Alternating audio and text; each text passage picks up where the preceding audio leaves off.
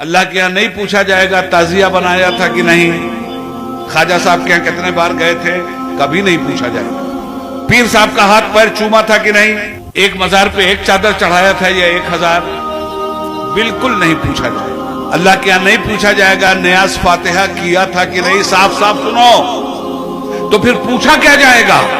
روز محشر کی جاں گداز بود، اولی پرش سے نماز بود، پوچھا جائے گا تو یہ پوچھا جائے گا تم نے نماز پڑھا تھا یا نہیں۔